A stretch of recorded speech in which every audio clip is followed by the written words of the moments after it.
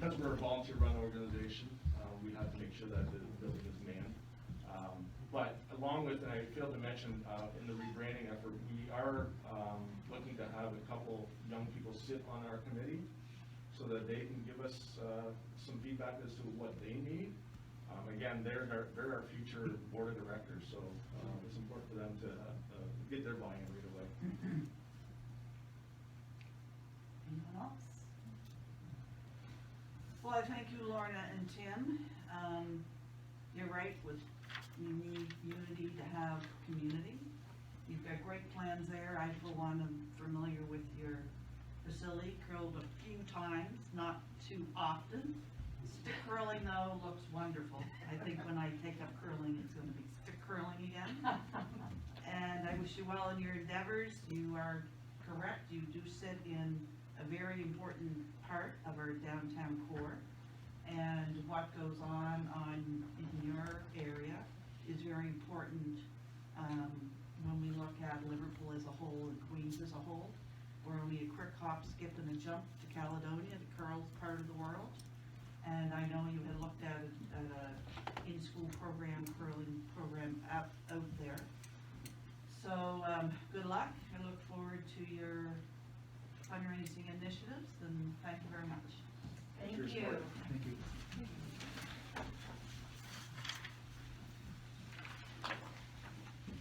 Tabling of petitions. Are there any petitions to table today? If not, moving right along to item number 5, public question comment session. I'd like to remind everyone to please give your name, civic address, and limit your comment or question to 5 minutes. Thank you, Mayor Norman. Leon Robertson, College Street in Liverpool. Under 10.1, the solid waste tender, I notice there that there was only one tender received, so you didn't have too much choice, but it's up 30% over the 5-year period, close to $4 million. And any idea how many cents that'll make on the tax rate, additional for this additional cost? Has that been worked out at this point? That number we'll discuss when we do our budget negotiation, but you are correct. There was one tender issued, one tender only was received, and it is up 30%. Thank you. And under 3.3, this evening you're going to have a presentation from the local fire departments. And as we know, they're requesting funding increase there. And it's something that you have to give serious consideration to because it is an essential service for the Region Municipality. And I'm not sure whether I'll be here this evening or not, but it certainly requires council to give serious consideration. Yes, that indeed will take consideration, and you're correct that we will just sort of halt our, or what's the word? Recess. We're recessed when we're finished our business today, resume this evening at 7 p.m. with the fire chiefs, and if you do plan to attend, keep in mind our gallery is limited to 10 people. We'll have 5 chiefs, and I know they wish to bring their deputies, so we'll reserve the chairs for the chiefs, and other than that, it's first come, first served. Yeah, So just keep that in mind if you're not coming back. likely I'll be here anyway, but I appreciate the comments. Thank you, Mayor. You're welcome. Anyone else, public comment question period? Jeff Percy, P-E-R-C-Y, 7343 Highway 3, Somerville. J.L. Percy, all lowercase, at yahoo.com if anybody wants to join the club, the fan club. You all know me from emails that I've sent to you about the issue of the audio-video system and its cost and its timing. I only have 5 minutes. I was going to bring my timer, but I thought perhaps once I got going, you might not want to stop me. I come bearing a gift, some insight that I probably am the only one that has, in terms of the amount of time I've spent watching the proceedings of your meetings where you have discussed this issue. It's an issue that started out around $35,000 to $40,000 and involved demolishing this room, closing it to public meetings for 6 to 8 months, requiring Zoom meetings. Nobody was too thrilled about that. But I wasn't even going to come today. I figured you've decided you're going to do your RFP. You put reserve funds towards it, which I understand given the time frame. And in the middle of the night, at 3:15 precisely this morning, I woke up and I said, I know what they want. They may not know what they want, but anyone who's seen the 3 meetings, the December 8th, the 22nd, and the February 23rd, has to be able to recognize that this is a very inefficient and ineffective system or format for you guys to work with and to come up with decisions about something that's as complex as this, though it really isn't, in this room. So, you know, I know Councillor Fancy wants to make sure that everything is done by the book and we don't spend any more money than we need to. I won't go through all of you, but one of the things you all agree on is you don't want to spend any more money than necessary.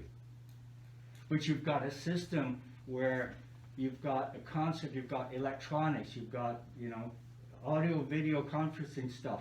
Nobody here has a really solid grasp of what that involves. Although you go online, I was online this morning, I sent you a link, you can find there's all these systems that exist for businesses and organizations for web conferencing, for audio video systems, for conference rooms, which is really what this is.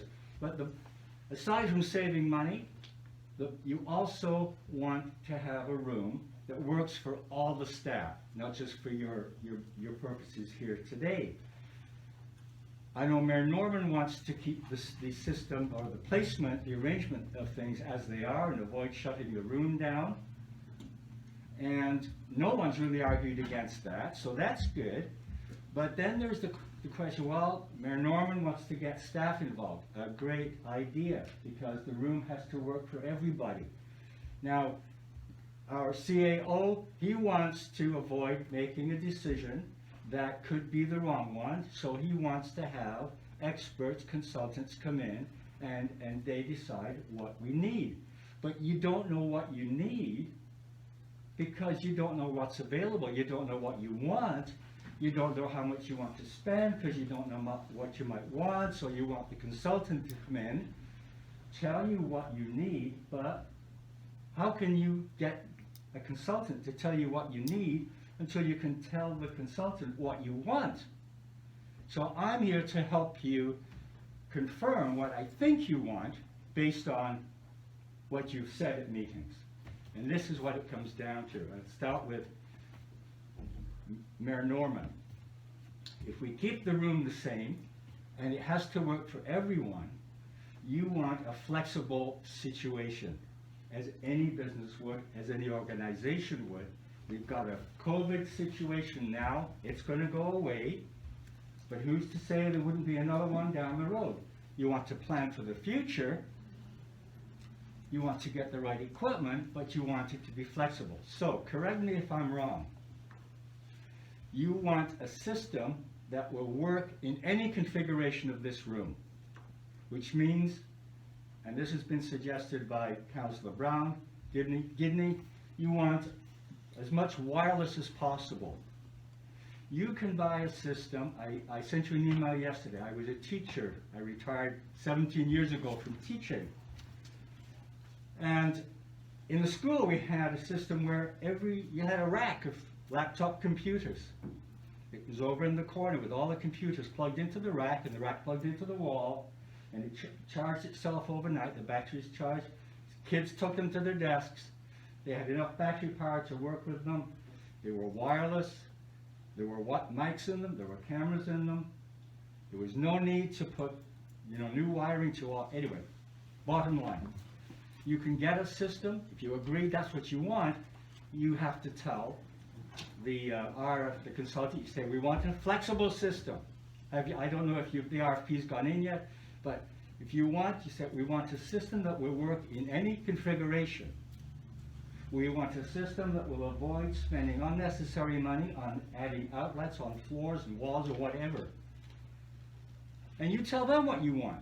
It's like when you shop for tires. You don't go to the Canadian Tire and say, what tire do I need? What tire do you recommend? Because if you did, they'd say, well, what kind of tire do you want? You say, well, I don't know. Mr. Percy, Yes. you're well over your 5 minutes. Okay, okay, You've all received your emails. okay. I know what I want. I do not want wireless in this room. I've heard from various people about it. About what, sorry? Anyway. You don't what? simply- I'm sorry, I I'm didn't not hear going you. to repeat that comment. No, I just didn't hear you. Did you say you didn't want wireless? I'm just saying, we've heard various Okay. things about wireless. We want a secure system, for this room. We will know what we have our ideas. We're following through in the process that we have. Right? We've received all the information that you've started to explain. That was all received, I believe, in our email boxes this morning. Right. We do not need it reiterated again. I thank you for your comments. No, I just, However, your 5 minutes is up. okay, can I just wrap up? Your 5 minutes is up, Mr. Percy. I just have one, 5 minutes is up. I've made a statement, I haven't had a chance to ask a Mr. question. Percy, I just have one question. one question. One question. Is the RFP going to make it possible for the result of it to give you the options at various price points so that when you make your decision on what the budget will be, it will be clear to you what you get for different levels of spending so you can make an informed budget choice? I would hope that, yes, things are itemized and broken down into details so that we can make our choice. Okay. Thank you. You would hope it, I That hope was you your will make it question. happen on behalf of the That was your taxpayers. question. Thank you Any for other listening to me, public question, and comment? good luck. I appreciate all the work you're doing. It's not easy working in such a kind of constricted format. Thanks again. 6.1, regular council. Approval of the minutes of council meeting February 23rd, 2021. Moved by Councilor Brown, seconded by Councilor Fox. The minutes of February 23rd be approved. All those in favor? Contrary? Appointment to Diversity and Inclusion Action Team, 9.1. If someone would so like to make this motion. The recommendation in your package. Councilor Carlton. I so move that Council of the Region of Queens Municipality appoint Phil Sendergrass to the Diversity and Inclusion Action Team for a term to expire on October 31st, 2022. Seconded by Councilor Fox. Any questions? All those in favor? And Eric, would you like to stand up and give a wave? Eric's Levy, correct? So this is Eric Levy. Eric is our new diversity and inclusion manager. He'll be here for a few years with us. His office is down the hallway, so stop in and say hello to Eric if you've not yet met him. Engineering and Public Works. Scott, would you like to come forward in case there's any questions? So we'll start out with the recommendation for 10.1 and then we can have discussion on that matter.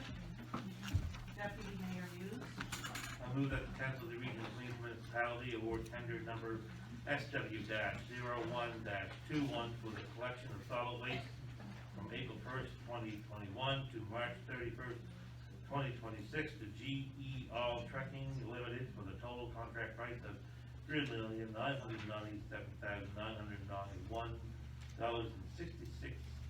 excluding the Seconded by Councilor Charlton. So as it was noted this morning, there is a 30% increase in this. However, I know it was negotiated down to 30%, which is a good thing. Anything else, Scott, you wish to add? Well, like you just said, we did negotiate it down. I think it came out at 42%. So we got some money taken off. What they're going to do is collect blue bags and compost materials bi-weekly like they would curbside. So that's gonna take one truck some boxes get collected 3 times, some 2, some 1. And that's where the extra cost came in, running a truck with very little weight. So, yeah, we had to work at that one, but we got that down to 30, So I understood, but Scott, so it's the collection of the garbage boxes. Yeah. That would change somewhat. The blue bags may not go as often as the regular garbage goes, but yet it will all be kept clean and inside the boxes. Yes, every time they visit those sites, regardless if there's blue bags, they're outside. One of the rules of doing that, they have to keep those sites clean. Whenever they visit that, they could be picking up garbage. If there's 4 blue bags there, they will pick them up and put them inside the box. So we've ordered some signs, so each site's gonna have a blue box sign on one door, so residents make sure to put the bags in there. Or the collector if they're in the ground. So they've assured me they'll keep that up. Counselor Gidney? So would that require bigger bins? No, I If should, there's gonna be less, it shouldn't, no, it shouldn't. could that be a consideration? I mean, if there's gonna be a Yes, problem and that, so that it's. If need be, and one stipulation of the contract, we can add as many bins to a site as we want without incurring any extra costs. So that's a good thing to have. That was a good observation. Yeah. Is there one more guess, Counselor Fancy? We talked before about modifying those bins, they're still gonna be the same as they are? The doors are, I'm not sure where they're at with them, but quite a portion of the boxes have been modified with shorter doors, and that's working very well. That's as far as we've gotten with that, but I think that's working good. Any other questions specific to the tender? Counselor Brown? Yeah, with the tender going up and I know we've got some other contracts with other municipalities, we bring the garbage in, is that gonna be carried forward to those units or are we gonna have to eat the cost on some of that?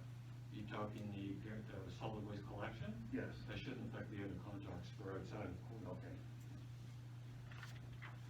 Those contracts are separate from this one, so, Yeah. because this rises, doesn't mean we can put all the other ones up there.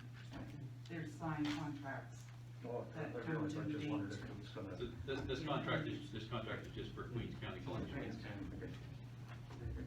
Counselor Fancy? Also, we discussed it before, but up on for the Aged First Nations, that's gonna be part of this contract too? Yep. Yep. Yeah, there'll be curbside collection upon booking of the reserves. Yes. Seeing no further questions, I'll ask for the question. All those in favor? Contrary? 10.2 deals with the residual waste from Yarmouth, Clare, and Digby, and this will, the dates will keep us in line with a few others that had all signs that are going to expire at the same time. So there's the recommendation in the package, if someone would like to make it. Councilor Romero? I move that the Council of Region of Queens Municipality award tender number SW0221 for the transfer of residential solid waste from Yarmouth, Clare, and Digby transfer stations to the Region of Queens Solid Waste Management Facility from April 1st, 2021 to March 31st, 2026 to GE All Trucking Limited for the quoted unit price as set out in form of tender in tender number SW0221. Second by Deputy Mayor Muse. Any questions of Scott, or Scott, do you wish to add any further explanation on that? We're getting the increase was pretty comparable to the collection one as well. This is the third contract that GE under its new ownership has negotiated.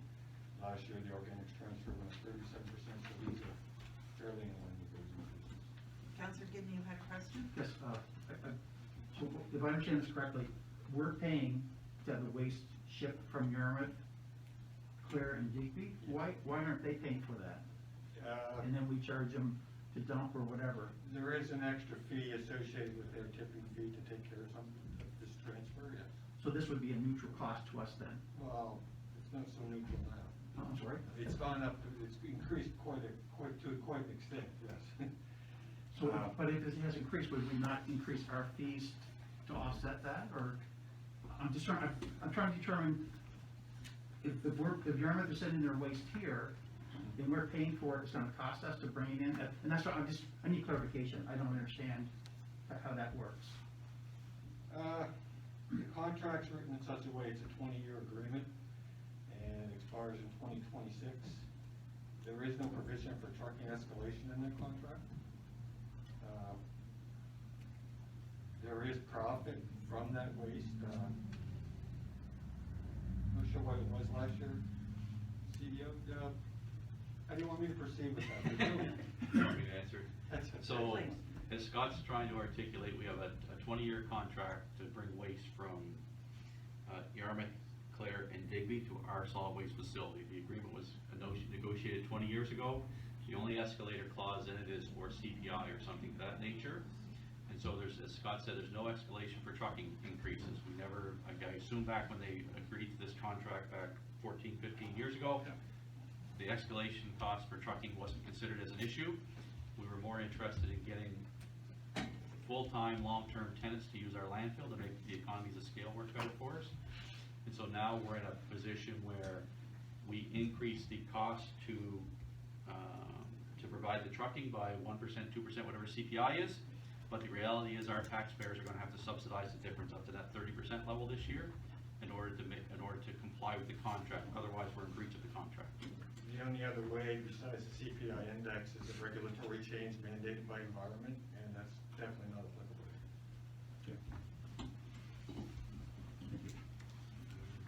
Any other questions? Councillor Charlton? So those fees that Councillor Dini is talking about cannot be renegotiated until 2026, correct? There's a contract made, Thank you. it's a 20-year contract made by a council, a past council. So yeah, so prior to, we've always made money. For the next few years, we're not going on the truck. Without any further questions, I'll ask for the question. All those in favor? Contrary? Carried. 10.3. There is a recommendation. Organic materials agreement. Deputy Mayor Munis.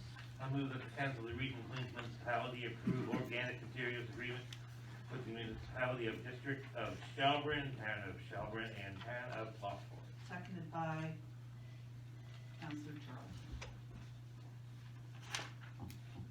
Any questions of Scott or Scott?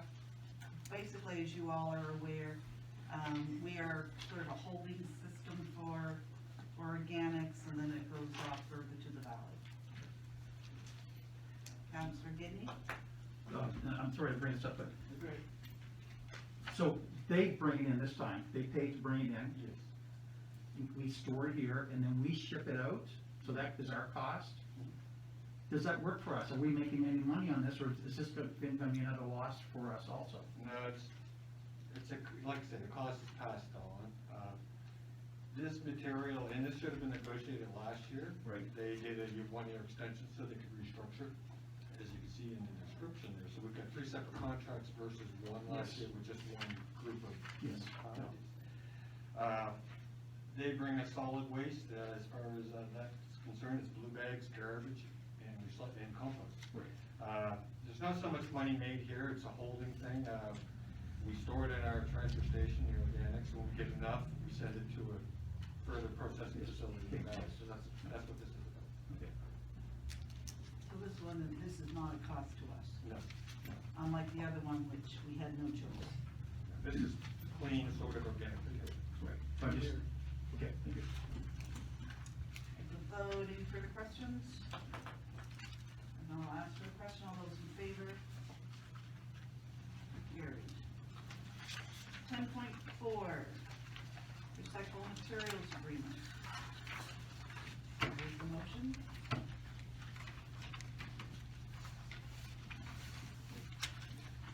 Recommend that the Council of the Region of Queens Municipality approve recyclable materials agreement with the Municipality of the District of Shelburne, Town of Shelburne, Town of Lockport, Town of Fox Harbor. Seconded by Councilor Romero. The descriptions are there. Is there any questions or clarification? Councillor Gidney? Yes, Ms. Bethel, please bear with me. No, so, understand, this is, they again delivered this to us, is that correct? And I did note it in the delivery requirements, but I just wanted to make sure that I had misread. No, they delivered it directly to us. Great, thank you. Councillor Brown? If some of the recyclables that do come in are damaged or contaminated, do we charge them a different rate for, like, tipping fees for garbage? Normally, it goes into we do every effort to recover what materials are there. The rest of it is, it goes into residual waste, so the tickets are adjusted. Okay. And we do have the right to audit and send back. Oh, yeah, So if there was, so if our workers ever noticed, a lot of garbage in them on their recycle, they do have the right to have an audit on that load, and then if they so wish, it could be sent back and rejected. That's happened. on Just couple as occasions. people get the rejection stickers as on your homes. And Scott, you said that has happened in the past? Right. So, and also notice through that contract that those units are responsible for educating the public, for making them aware of recycling, what's appropriate, et cetera. So we do our best to work with them to ensure that we are receiving clean, proper, recyclable material. Any questions? Counselor, Clancy? Yes. Scott, we talked to you before about with the recyclable material, there's so many bags that has something in it that doesn't belong there. People do a great job and they throw something in they shouldn't throw in, things like that. So do we actually take that apart, look at it, when it gets like that, you just have to throw everything? There are instances where it's so bad that it does have to go. How it works is it's dumped out, it's less hands-on as possible. And you've got people at different stations viewing the materials, and if they can get that stuff out of there effectively, they'll do it. And by the time you get to the end of the line, what's left is basically pure garbage. So they will pick as much as they can, okay, they make every effort. What kind of percentage do you have? 10% of it? 20%? It can be anywhere from 14 to 15, maybe 16% a year. It varies. You put your materials out on a really rainy day, I don't care what you say, that material gets wet. Right? So you have to secure bags, and again, that's an education. Right? But you have to be diligent with your education. We here in Queens are, other municipalities that bring the materials to us, they have the same programs we do. So, but at the end of the day, that percentage, sometimes it can be better somewhere. Some years are very low.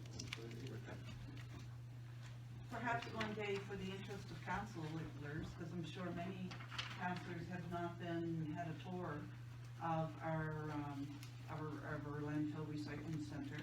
Perhaps we should arrange for a date with council would be interested in traveling out. And it's quite interesting and educational to see how the recycles work, where the compost goes, the whole operation up there. It's a well-run operation. Would you all like to arrange Yes. a date sometime to meet and go out there?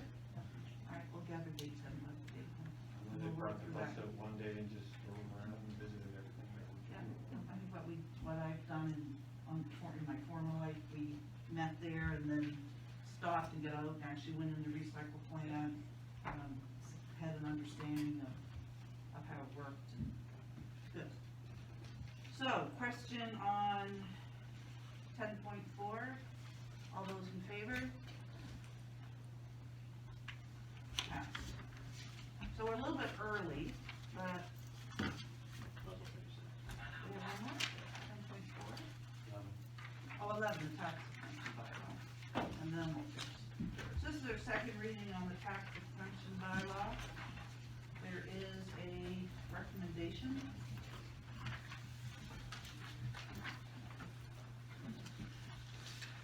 Councillor Fox?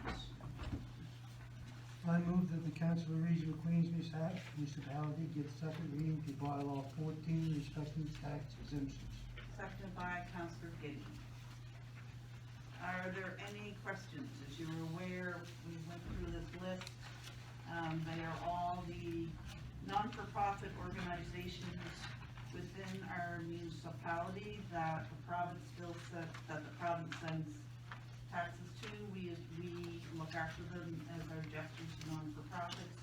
This year we had one deletion and we had one addition, half of the hospital foundation's building, and it was only half of the value of the building because half of it is being used for a rental. So it's half the building which is used for the non-profit use of the foundation. And I do not believe any councillors located or knew of any other newly operated non-for-profit organizations. If not, so we had that moved and seconded. Call for the question. All those in favor? Passed. And now, I'd like to welcome to the table Marilyn Hayes. Marilyn is our municipal solicitor, advisor, not a solicitor. One of several in the province. Marilyn has a large district. I believe our CAO was once the advisor for this district.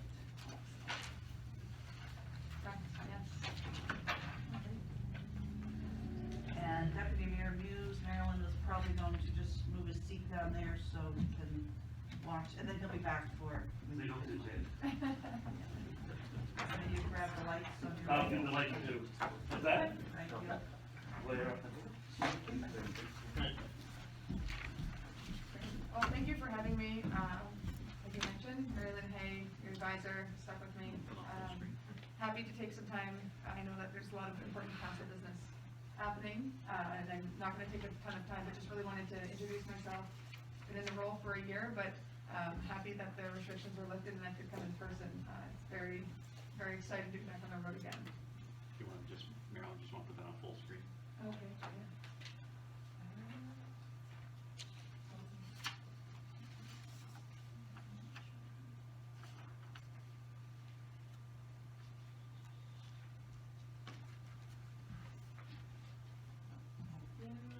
Will it go on full screen in PDF? Oh, there it is, right there. There you go. Excellent.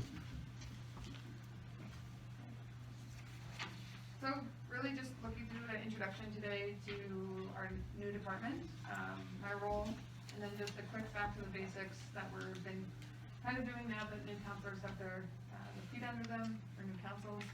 Whether you have one new person joining or the exact same, you're still a new council being sworn in. And as I'm sure you're finding, municipal government is quite the system, incredibly complex regardless of the size in its nature. But my role is really a resource, and as your CAO knows, a resource to council as a whole, as well as the administration. So recently you may have heard that we no longer have housing. So previously our department was Department of Municipal Affairs and Housing. I'm guessing when your CAO was here, there was also a similar name. Without housing, we're back to Department of Municipal Affairs. Our support to you doesn't change, and our relationship between my team and advisory services doesn't change. We just no longer have housing as part of our department. So recent changes are we have a new minister, Minister Brendan McGuire. You may have seen that or had contact with him.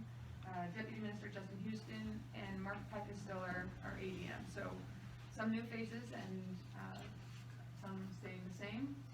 I report to Nick Barr, who is our Acting Director of Governance and Advisory Services.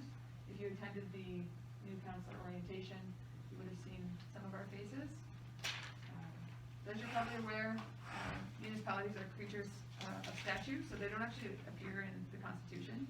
They, I think municipal government is mentioned maybe once, but through the MGA, which I'm sure you all have had some light reading and some nap times with, the MGA is probably one of the most important statutes that you will work with being in your role. So one thing I'd like to mention, We are not the municipal police, so if you call our department or me or reach out, happy to guide you into an area that might help with answering the question through the MGA or other legislation, but at no point will it be legal advice, or will we be policing your activities. That being said, you may open yourself to a lawsuit if you aren't acting within the constraints of the MGA. So that's just something to keep in mind, and it's important. We do get that question quite often. It's, this municipality is doing that, or, are we acting out of line? We can't provide legal advice, but we can definitely point you in the right direction. Some of the other areas that our department operates and provides support is in financial reporting. We work really closely with the administration, directors of finance if there's any borrowing requests coming through, some strategic planning. We won't write your report, but we can help you have some of those conversations, asset management and infrastructure and grants and programming.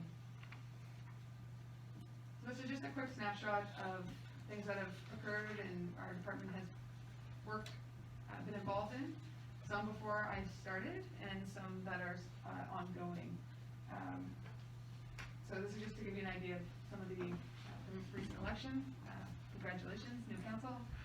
Our department was involved quite extensively in that, and just some other items there that I'm sure you have been seeing come across the council table. So like Mayor mentioned, there's quite a large area that we cover. So our team, Governance Advisory Services, contains 4 people, and we all report to, 3 of us report to Nick Farr. So my area is shaded there in the purple, just a little bit closer, so from Chester all the way around to Digby. So I heard it's the best part of Nova Scotia. It's great, nice sunny day to come travel as well, which is, I appreciate you ordering that weather for me. So yeah, we're the main contacts for municipalities, and we really have a navigation role, helping find, if we don't have the answer, we help find the person in government that may have it, provide information, whether it's sections of the MGA, or if there's requests to borrow money, we help process those resolutions and get them before the minister for consideration. So we always say that a job description has all the things that you're supposed to do and outlines your job responsibilities. And at the bottom it says other duties as required. And I think that's where ours start, and the CAO can maybe attest to that, is other duties as required, and then kind of get into the nitty-gritty. So really it's a navigation role, I'd say, but we're here to support, answer questions, and help where we can. Yeah, so we do the training, the Newcastle training, and that's something that is ongoing if there's interest in doing that. We also help communicate some of the programs that our department offers.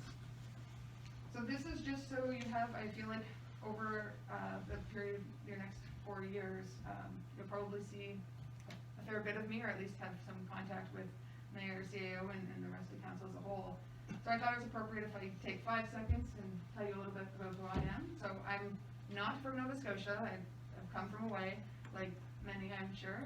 I'm raised in southwestern Ontario, so that first picture there is actually Michigan.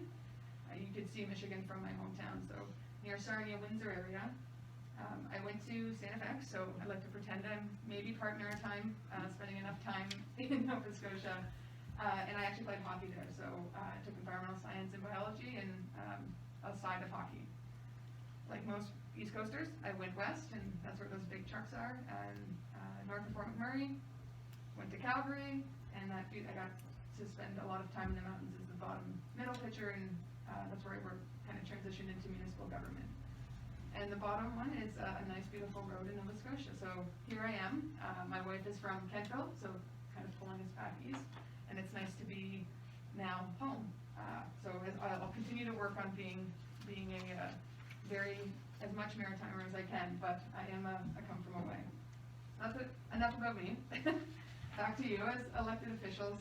One of the things that we've been doing with councils is just kind of going back to the basics of, like, where do you fit? It's always a good refresher, because this is really fundamental to everything you do and every decision you make. So like I mentioned, as you're sure, some of the conversations about solid waste beforehand, it's super complex. You're involved in so many decisions on things that touch the residents on a daily basis. But but it's really important you know where you fit and where your decisions are being made. So we're just kind of having these conversations within councils, and if you attended the training session in November, please don't fall asleep on me because some of this might be repetitive, but the spaceship, I think there was a reference made that this kind of looks like an image from Independence Day, with the spaceship landing on municipal staff, but it's not to say that council's aliens and municipal staff are being attacked by any means, but yeah, so the spaceship is really, it's intentional that council is at the top, making the decisions, but the whole picture is supposed to be representative of the municipality. So together, providing good governance to your residents, delivering municipal services as council sees fit, of what level that service is. But understanding your role as a councillor is really, really important to make sure that the services that you're providing are incredibly effective and what the residents are seeking for. So I'm sure as you've been making many decisions today, and since you've been elected, you can't make those decisions individually. You have to make the decision as a whole, which is really interesting because there has been some perception that the mayor makes decisions by themselves. You know, there's some of those perceptions out there, but I think it's really, really important that as council you recognize that those decisions can only be made as a whole and together. So that's why in that first image there at the top, the mayor or the warden is not singled out because, like the rest of councillors, they have one vote. The other thing that's really interesting is that you've been elected from your residents. So although if a director of finance or director of public works leaves, they can replace them. But you have been selected by your residents to make these decisions. So you have a very, very unique and important decision-making authority with your one vote. So this kind of funnels into the CAO as your single employee. That's where you're passing all your information, making all your decisions, and it's their job to make sure that municipal staff are carrying out those priorities. Another thing that's a really important takeaway here is that council has one employee, and they're not the employee, or the staff are not their employee, just the CAO. So it's really important that that is highlighted. It can cause some inefficiencies if councillors are going around the CAO and directing staff or trying to, I guess, circumvent the system. So this is just really to highlight the fact that this is really important. This is fundamental to every decision you make, and all of the work that you do is that council's to govern and do so as a collective, where the management is to see all the priorities and strategies of council to be carried out. So obviously, one can't work without the other. So this is just, we actually have a training session that we kind of dive into this really a little bit more deeply on council's roles, management's role, and kind of go through some scenarios, and we'll get into that a little bit later if there's interest of council down the road to doing a workshop like that. But this is just really fundamental to recognizing where you're making high-level decisions and setting that priority so that your staff can, or so your CAO can make sure staff are carrying those out. And Marilyn, the other thing that we try to do, and it's human nature not to, but we know we must as council, is the five up there, let's say two of them disagreed highly with the motion, but it was a majority motion. Then those other two get over it and support it as a member of council. You don't keep it with you and drag it up. We get over it. Absolutely. And we embrace the decision of the majority of council.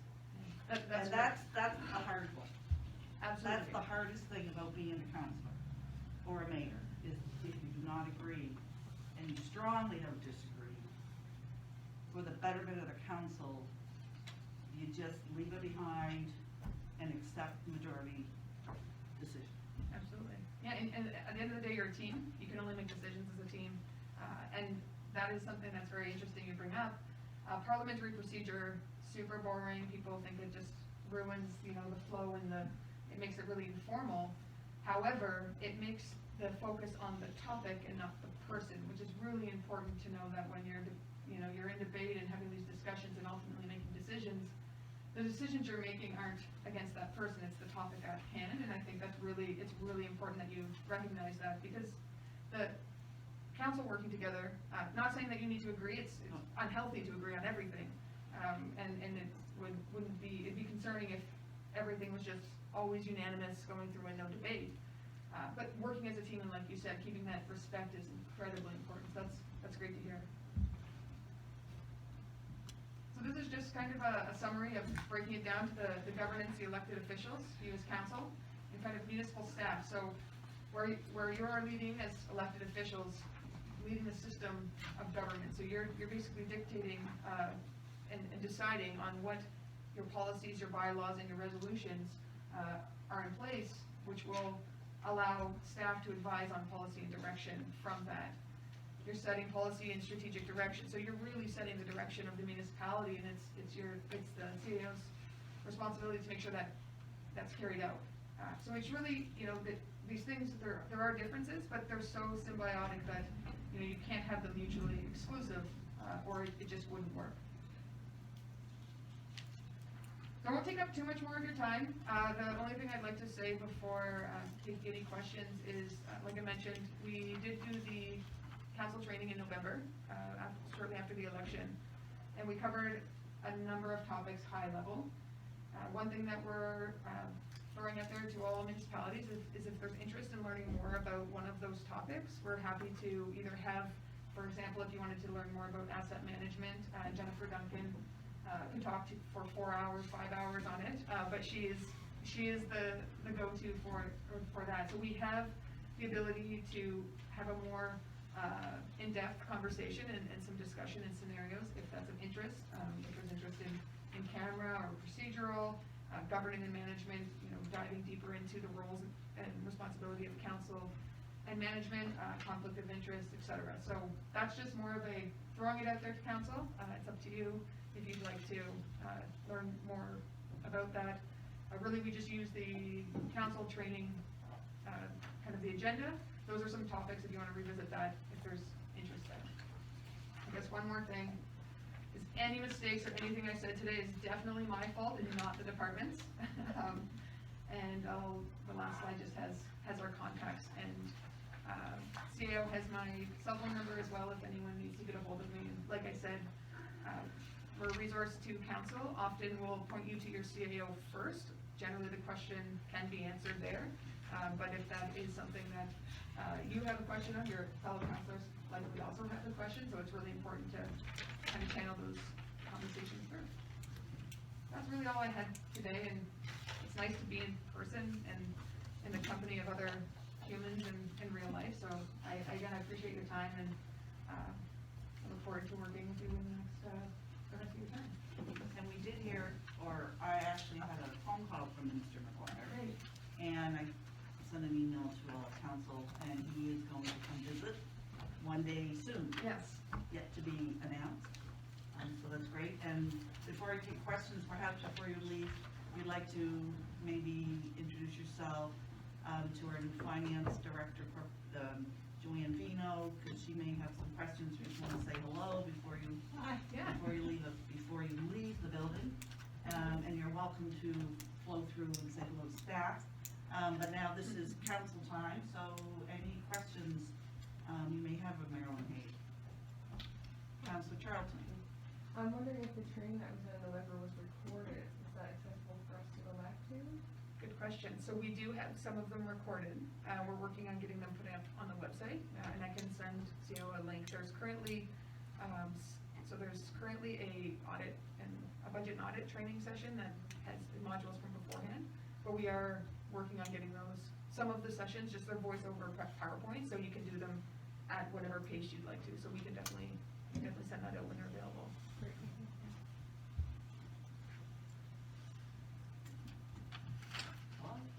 Councilor Clancy. I know I've had a chance to call you on one or two occasions, and very, very approachable. Sometimes you try to call somebody, nobody gets back to you, or you're always very professional, so I always think to any of you, if you have any questions, that is very, very helpful and very, very informative. Great, thank you. Excellent. for your information, Marilyn, we're 5 new counselors, Yeah. 1, 2, 3, 4, 5, and I'm a first-time mayor.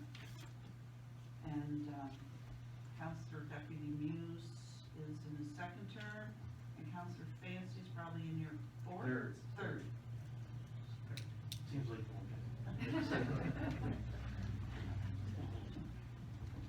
If I may, council, just to Maryland, we've applied for infrastructure funding a couple of years ago. We're one of the few municipalities left that's still on the CCME wastewater hit list, I guess to call it, for lack of a better word. We still have raw sewage we collect, which is being deposited down the end of Waterloo Street in Liverpool.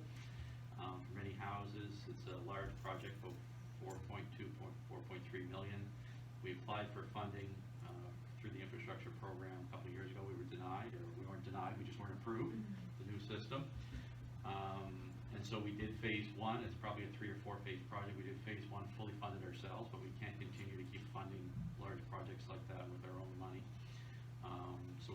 So we still are on the list. We did send a letter to the former minister asking that the infrastructure program be opened up immediately with the current applications and not to do a new round of applications, to take the ones that weren't approved last time and start that. We did receive a letter back from former Minister Porter saying thank you very much.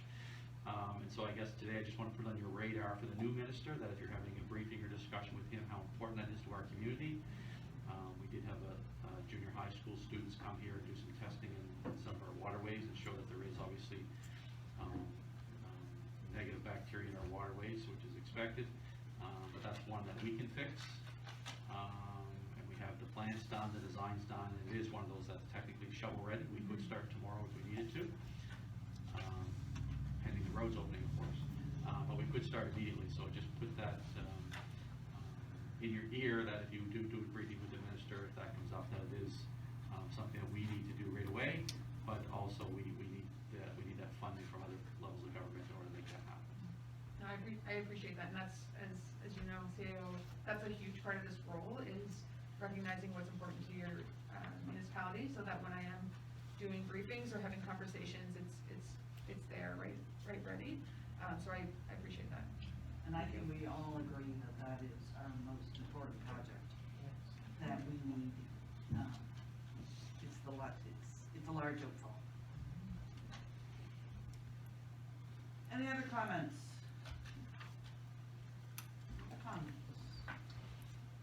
If not, thank you, Marilyn, and you're invited to cruise the building if you want to say hello to some staff. We'll take a short break before we move in camera. Maybe 10 minutes. And we need a motion to move in camera. Moved by Councillor Brown, seconded by Councillor Romero. All those in favor?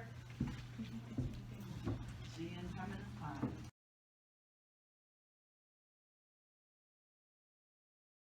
Okay, so it's 7 o'clock, so we're going to resume our meeting.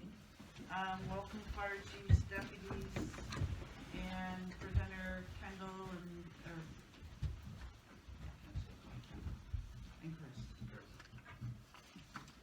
Deputy Mayor sits back there simply because he's you belong here. And Chris will be right along. And our thing's running, so we can wait for Chris, he just has to step down the hall for a minute.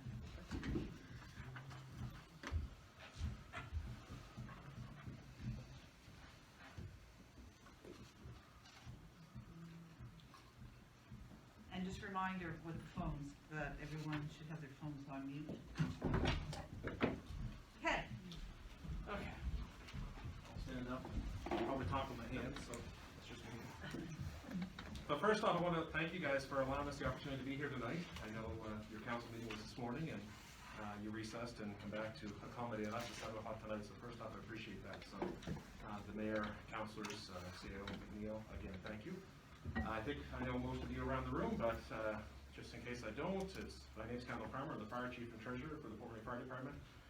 With me tonight is Chris Wolf, Fire Chief for North Queens Fire Department. And in the gallery, we have a couple deputy chiefs from Port, but we also have Donnie Wynot, Fire Chief in Mill Village, Trevor Moreau, Fire Chief in Liverpool, and Walt Conrad, Fire Chief in Greenfield. So again, thanks, and we certainly appreciate your time this evening. So the presentation tonight that I'm presenting is on behalf of the Queens County and District Fire and Emergency Services. So that's probably a new term. I don't know if you're familiar with that or not, but that would have been a couple years ago known as Queens Mutual Aid. So we formed a new organization under this new name about a year and a half ago. So if you want to flip to the next slide. I'm going to fill you in a little bit of the background of what this organization does, but it consists of 5 fire departments, being Liverpool, North Queens, Greenfield, New Village, and Fort Medway. And within that organization, we have a total of 176 active firefighters. The fleet of trucks or equipment that we have consists of 8 pumpers, 5 tankers, 5 rescue units, 1 ladder truck, 5 support vehicles, 3 rescue boats, and 2 UTVs. And in 2020, we answered a total of 518 emergency calls. And you'll see from the spreadsheet the breakdown of what those calls consisted of. So I just want to make a note there on that 518. Sounds like a big number. That does not mean there was 518 emergencies within Queens. That is 518 times the fire departments have been paged within Queens. So I'll give you an example. Structure fire anywhere in the county will have all 5 fire departments responding, right? So 1 structure fire would equate to 5 calls in that 518. And they would be doing it in one capacity or the other. They'd be responding to the scene, or they'd be responding to another fire hall on standby while those departments are gone. So that 518 number 2020 is a lower number than usual due to COVID. Fire departments, for the most part, haven't been doing medical calls since March. So those are there. They're also, during the restriction times, there was less people moving, therefore less car accidents, that sort of thing. That was the intent of keeping people home to eliminate emergencies. So that number is lower, but that's what we answered in 2020. You want to go on the next slide, Chris? So one question that has been probably posed by councilors while we're here tonight, a lot of fire departments in Queens County need additional funding, right? So as we go through this tonight, I'm hoping at the end of this presentation, I'm going to answer that question for you. But that first question is, why do fire departments in Queens need additional funding? Because if you look at the big number, and that number come right from your guys' financials, $1.1 million going to the fire departments. So what's the issue? Well, technically it's not $1.1 million going to the fire departments. And I've kind of gone through the breakdown there. It's $1.1 million going to fire protection, or fire emergency services within Queens. But it's not directly going to the fire department. So right off the top, wet hydrants, $197,235 each year for wet hydrants. So obviously those are the hydrants within the Liverpool, the old town of Liverpool, and a bit of the outskirts as you guys add on the sewer systems and water systems. Right, so that is going to fire protection, but the $197,235 is paid directly to the Water and Utilities Department and is collected back from the residents that live within that wet hydrant system. So that's not actually coming to us as fire departments. A small number, but 3513, we mentioned at one of the meetings there that the chiefs talked after, that's for training. Not sure which fire department got that, we couldn't account for it, but again, it's just a small number, so it's kind of minuscule, but again, we couldn't account for that training aspect out of that fund. 3482 for medical insurance for West Queens medical first responders. Again, emergency services, but not a fire department. So again, small number, but certainly doesn't come to the fire departments. This is the big one. $182,400 is a transfer to the capital reserve. The capital reserve is used to pay the capital grant reimbursements in the amount of $235,120. So I'm going to go back, because some of you are new councilors, so you wouldn't have been here when we talked about and developed the truck replacement plan. Well, that's what this is referring to. So 2 cents of the dollar goes into the truck replacement plan each and every year. That 2 cents on the tax rate is $182,400. So that was put in to the capital reserve. And then from that, it pays out for the truck payments and that things that it's committed to, and it was also bumping your breathing apparatuses in that $235. So the $235 that was paid came from the $182 that went in. So I know on municipal accounting, and I'm going to get more of that next week because I'm part of the audit and control committee, So that on an accounting standpoint, yes, there's two debits. There's one going to capital reserve, there's one going to pay the actual expenses. But one is offset by the other, you know what I mean, right? The money's going into that pot, into a reserve, and then the reserve is paying it. So to put in a different analogy, it's like, I see at the bank different times, customers pay their property taxes to Region Queens, and they say it's a big bill, I'm gonna prepare for next year. So I'm gonna start paying on a monthly basis in an account to cover the taxes for next year. So in their bank account, they pay the region the taxes, and they start paying on a monthly basis to pay taxes for next year. Right? So they're paying twice. Right? But the region only collected one bill. Right? It's that money pools into their bank account, and then next year they'll pay the taxes from it. So that's where I'm saying then these numbers is kind of double counted. You only paid out the 235, the 182 went into a reserve. Right? The other thing about my analogy with the taxes, you're paying twice that first year, essentially. In this scenario, when the truck replacement plan started in 2014, the very first year, 137,000 went into that, with nothing coming out. Right? Because we didn't, by the time that truck replacement plan was put into place, and the first truck got ordered, which was Greenfield Fire Department, they didn't have to make payments until the next year. So right off the bat, 137 went in, nothing coming out. So there's always been money there to cover the disbursements year after year. Okay, so that to me is an accounting thing that's double counted, so we can take one of those numbers out of that 1.1 million. Hope that makes sense. I won't explain that right now. The other thing is the capital reserve grant reimbursements are higher. The 235 is a higher number because the region had agreed to buying bunker gear and breeding apparatuses for their departments. That's been taken away from us now. So that 235 was a grossed up number in that particular year, that going forward won't be as high. So of that 1.1 million that went to fire protection, the fire departments actually only saw direct funding of 609,000. We have grants of 334, we have the capital grant reimbursements of 235, and then we have $40,000 for safety equipment. So the total that actually went to the fire departments is 609, not 1.1. Right? And I totally understand, I want to make reference to, there's dispatch fees in there and that sort of stuff. Canada Fire Department, we're not being dispatched. Region pays that. We understand that. So there is money going for the fire protection, but really what went to the fire departments was 609. Next slide, Chris. Oh, and the other thing I should mention, I'm covering a lot of information tonight, so there is a slide at the end that says questions.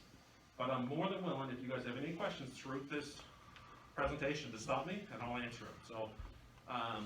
Does that work for you, Mayor Norman? Sure, just have to,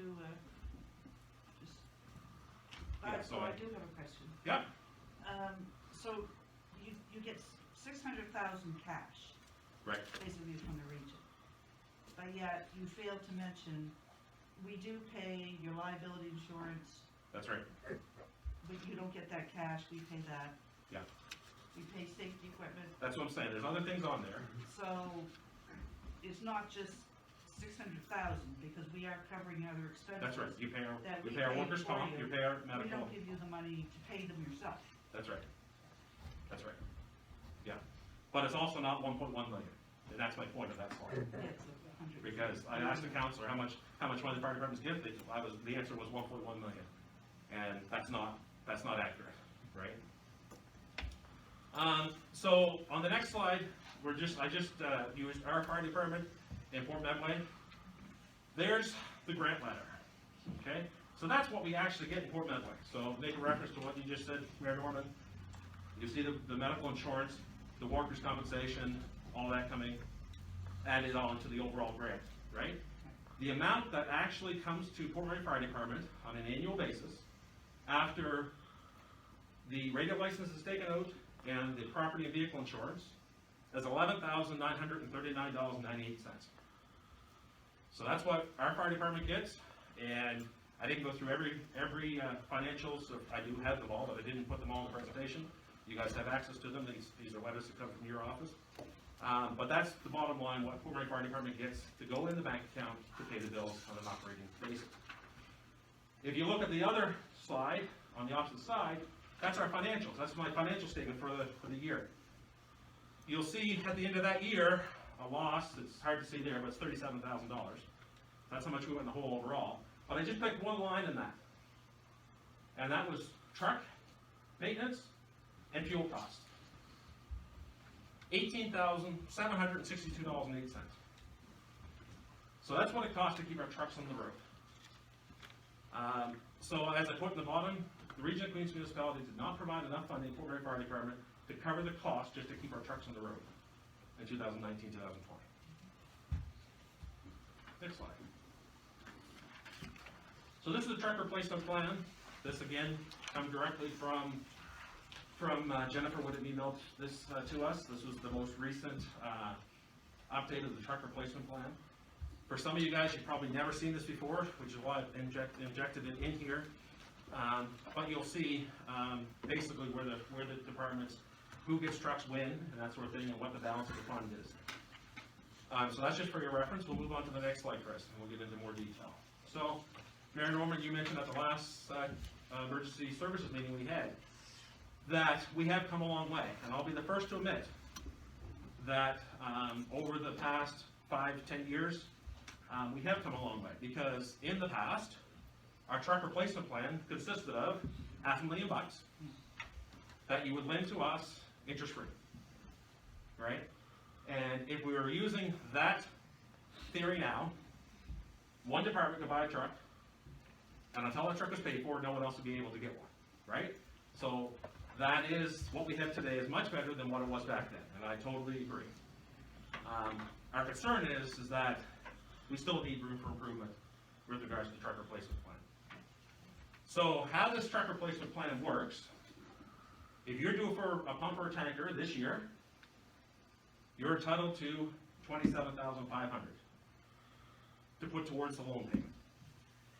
So it says on that spreadsheet that we get $275,000. The region does not give the fire department $275,000. It gives you $27,500 each and every year over a 10-year span to make towards the payment on a truck loan.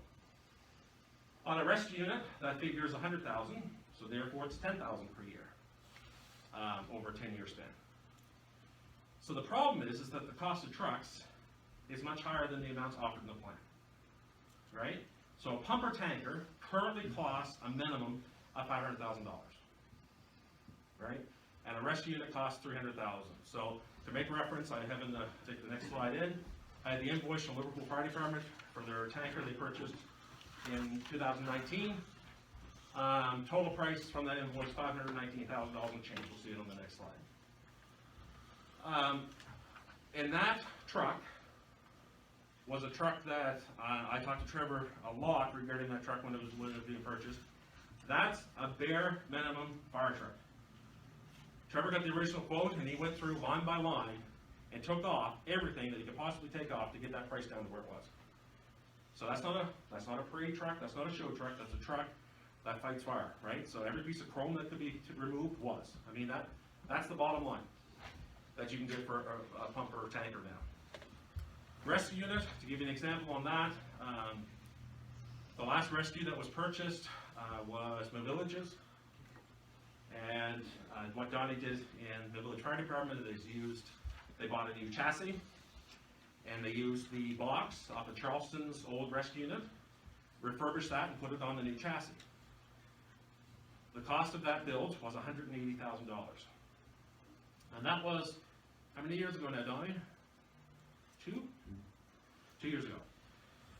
So Donnie asked Lance at the time, if we wouldn't have had this box off Charleston truck, how much more would it cost to build this truck? He said $100,000. So that truck would have cost $280,000 if you wouldn't have used Charleston's old truck and did a refurbish. Right now, North Queens is in the process of looking at getting prices on rescue units. And the last quote that they just got was $384,000 for a rescue unit, right? The other thing with regards to pumper tankers is Mole's going through it right now, ordering a pumper for Greenfield Fire Department, and again, the price is $500,000. So that's the reference on the cost of trucks. The fire departments are, with the truck replacement plan, as I explained, fire departments are expected to borrow the funds from a financial institution. So I know there's been comments, I've heard there's been comments from the region wondering why fire departments are so far in debt. Well, the truck replacement plan has forced fire departments to go in debt. Because that's how it's been developed, that's how it was developed, right? We're gonna give you so much to put towards the payment, you gotta go and borrow the money in order to get the truck. Because you can't buy much at $27,500, right? So we've been forced to go out and borrow money, and therefore have to pay interest. So last year, the fire department's interest was over $58,000. So in that operating grant, combined up to the 5, yep. So of that $344,000 that goes to operating the 5 fire departments in Queens, $58,000 of it's being spent in interest. The other thing is that the accumulated debt, I didn't get into how much every fire department is in debt, but the accumulation between the 5 of us is over $1 million. And the number is going to continue to climb as more and more trucks get purchased into the fleet. Because the payments we're making on our loans aren't dropping fast enough to offset the $500,000 every year that's being borrowed. The other thing with the interest charges is, in my profession working in the bank, I can tell you right now, interest rates at an all-time low. These loans are borrowed on variable rate loans, so they fluctuate based on prime. Prime is an all-time low, at some point it's going to climb. So these interest costs right now are the best you're going to see. Because as prime increases, so is the interest cost going to increase. The other thing is if more trucks go into the fleet, more interest is going to be paid. It's inevitable. So the problem with this is the plan will eventually fail as more trucks are purchased. Fire departments will no longer be able to afford to pay the difference. So if you're buying a $500,000 truck, you got to have that paid off in 10 years. Easy math. What's your annual payment on principal and interest? $50,000. You're getting $27,500 from the municipality, so that they got to come up with $22,500 in the difference. Right? So most fire departments can't get one truck paid for before they're on the list for the second one. So eventually, for starting out, this was going fairly well, but as this continues, there's going to be just the fire departments aren't going to have the ability to be able to purchase a truck when they're due.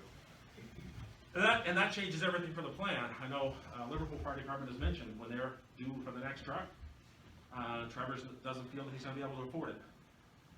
And if that's the case, we work out a deal with Port Redway Fire Department that's getting used trucks. That's how we worked out the deal. So when Trevor replaces his next truck, that truck comes to us. Well, if he can't replace it, Port Redway doesn't need the truck, right? So it really puts a damper on this truck replacement plan. I think at the end of the day, when this was developed in 2014, it was a good plan, and I think the intent of the municipality at the time it was developed was to buy the truck. Not to buy a truck and have to fundraise to pay the other half. Like buy half a truck and then have to fundraise to pay the other half. And that's what it's developed into, because the cost of trucks have just gone through the roof. I think one of the big reasons for that is the U.S. exchange. Everything is derived by the exchange as well. You can't buy an international Freightliner in Canada. You can buy them in Canada, but they're not built here. They come from the States. And then all the pumps and everything goes in the fire truck come from the States. So we are very dependent on the U.S. exchange when we're purchasing fire trucks. The other thing that was in the truck replacement plan is, I think it was 2015, 2016, they added in bunker gear and breathing apparatuses. So they are being purchased by the municipality from this fund. But the municipality has decided it's no longer going to have those items purchased during that truck replacement plan, and it's turned that expense back over to the individual fire departments. And we'll get into the cost implications of that. So on that slide, you'll see there's Liverpool's truck. That's the tanker. That's the newest one to the fleet. 2019 Freightliner. Total cost $519,262.95. Purchased in September of 2019. So then we have this Nova Scotia Occupational Health and Safety for Firefighters. I have the link attached, and I think when I emailed out the presentation, I also emailed an attachment that talked about the regulation for fire departments with regards to gear and what we have to provide to our members. So what Nova Scotia, this is the Occupational Health and Safety for Nova Scotia, states is all turnout gear, which includes the pants we wear, the jacket we wear, the helmet, the boots, the gloves, and a flash hood, which goes over your head, must be less than 10 years old for all firefighters respond to calls, as per NFPA 1971. All self-contained breathing apparatuses must be less than 20 years old, and all carbon fiber bottles for the breathing apparatus must be less than 15 years old. So we now have to provide this equipment to our firefighters at that age. So what I did is we went to two different suppliers. Micmac Fire and Safety Source is basically a monopoly on the Scott packs, which is our self-contained breathing apparatuses. Most departments wear Scott, and works out great because it's interchangeable, so all 5 departments doing the same thing. And the cost of one self-contained breathing apparatus and one mask, these prices include tax, because we have to pay the tax, and we don't get it all back. So one mask, one pack, $12,190. So one bottle that gives us 20 minutes of air inside the fire costs $1,604.25. These costs are astronomical, by the way. And these just keep increasing.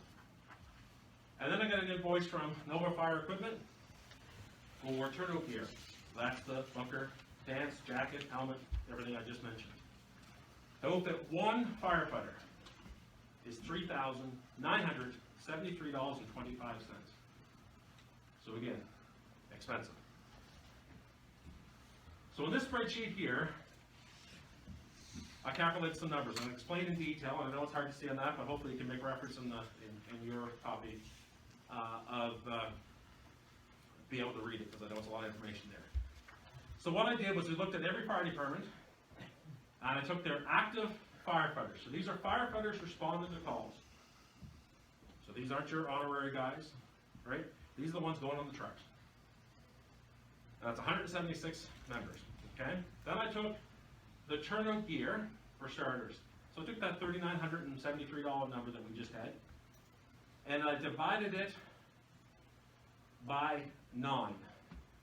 And the reason I use 9, it has to be replaced, it has to be less than 10 years old. So I use the number 9 so that we are ordering this gear when it's 9 years old, because bunker gear can take up to 6 months to come in. So we'll order it when it's 9 years old so that it's getting replaced before the 10-year mark. So we're meeting that threshold. And so I'm going to make reference, because I can't see that myself. So let me make reference to my paper guide here. So for example, in Port Mary Fire Department for turnout gear, in order to keep those 25 guys in gear that is less than 10 years old, it's going to cost our department each and every year $11,036.75, based on the current numbers. Did the same thing with self-contained breathing apparatuses. And in this case, you see the number of BAs that's within every department. Did the same math, and based this one on 19 years. So again, we're placing the order at the 19-year mark, because breathing apparatuses shouldn't be bad. It shouldn't take as long as 6 months, but I've seen as long as 3 or 4 months waiting for that to come in. And again, the cost for Port Mary Fire Department is $5,132. And I did the same thing with the bottles, and on the same cycle, 14 years, divided that by 14 years to get an annual basis there, so that they're replaced within the 15-year mark. And in our case, in Port, it's $2,291.80. So I did that for all the fire departments. Then we looked at, I input the insurance, $8,446 for Port Medway. So that is truck insurance, building insurance, which is paid by the region, but comes right directly off our operating grant. Then I put in the fuel and truck repairs, $18,672.08. And you can go down through and you can see what every department was. Power and heat. So that's the power and heat of our stations and our halls. You can see Liverpool, it's paid by the region, so that's why it's a 0 there. And you can see for every other department. Radio licenses, which is a license we have to have a radio on us. You can see the amount there. Training. So what I did was just take the financials for 2019 to 2020 and see what every fire department spent on training and put that in. Loan interest, same thing. That's directly from the financials that was submitted to the region for 2019, 2020, and amount of interest was paid on the loans, which you can see is as a cumulative total, $15,976. And the last column, truck loan repayment. I want to explain what I did here. So important that way you're seeing it's nothing, okay? We've worked out a deal with Liverpool Fire Department to get their used trucks. So we don't have any loans per se for trucks. We have loans for hall renovations and station renovations, which I'll talk about in a sec, but we have no loans for trucks. So we don't have to worry about making a difference. And the reason for that is simply with our grant money, we can't afford to pay the difference, which is why we don't have new trucks in our station. I'm perfectly fine with that. That agreement works fine. But for most departments, when you go back to that truck replacement plan, you'll see that they have to pay for not one, but 2 trucks, because they're ordering a second truck before the 10-year mark. So they don't have the first fire truck paid for, they won't have to order a second. So Liverpool's already in that. Greenfield's about to jump in it here very quickly, and North Queens will be on the tail doing the same thing. So what I figured in this $45,000 is the difference. $50,000 is what the annual payment is now, based on a truck of $500,000. Regis given us $27,500 towards it. Difference is $22,500 multiplied by 2, which is where you get the $45,000. Because that's the difference the fire departments have to pay to make those payments. Mill Village is a little bit less. I dropped back on Mill Village a little bit in that, simply because what they're paying for now, they're going to have a pumper coming up, but they're paying for a rescue. So the rescue's not as expensive, so that's why you see $37,500 for Mill Village and not $45,000, because they're not paying for 2 pumpers. And then you have I didn't go that far, but we're going to get in a situation where Liverpool Fire Department down the road is a pumper and then a ladder truck next year. North Queens is soon going to be into the case of a rescue unit and a pumper the next year. Right? So it's going to be that some of them are paying for 3 trucks, maybe even 4 trucks. So the problem gets worse. So that's the total cost of the basic needs. I'm going to explain that in a sec, but the basic needs is what I'm referring to. The total cost, and you can see what we get for grant money, and you can see where the deficiency is. Every fire department is operating at a loss for the basic needs. So what I want to talk about here is that, you know what, these things that I put in this spreadsheet are just the basic needs of the fire service, okay? We haven't bought any firefighting equipment in these above numbers. So technically, all we have right now are firefighters outfitted with proper gear and a fire truck. We don't have a hose, we don't have a nozzle, we don't have a fire extinguisher unless it comes in the fire truck, right? We haven't bought anything else, right? This is just to basically get us to the fire. So in those numbers, we're not talking about hoses, nozzles, pagers, thermal imaging cameras, generators, jaws of life, all that other stuff that we need to have on trucks. This is just the basic thing. We're also not factoring in equipment repairs, safety testing, maintenance of our halls or stations, any of that. And for instance, the maintenance of halls and stations. In Port Murray Fire Department in particular, in the past 5 years, we put a new metal roof on our hall, thanks to the region, because you guys gave an interest-free loan for that. We've got Liverpool's rescue unit, had no place to put it in our station. Because back years ago, Port Murray Fire Department, as is most fire departments in this county, bought fire trucks with tape measures. And you're probably going to laugh at me saying, what's that, right? But you buy a fire truck with a tape measure, because the first thing we would do is measure the length of the truck and see if we can fit it in the station. Right? Measure the height of the truck and see if it go inside the door. And you don't have to go very far in Nova Scotia to go on the paper and see how fire departments all across this province are in the same boat. Stations that are too small to hold the equipment that we're expected to have today as fire trucks. Chester was on the front page yesterday. I think Chester, Village of Chester, looking to build a new fire hall. Pansport's another one, right? So we've all been in that same boat.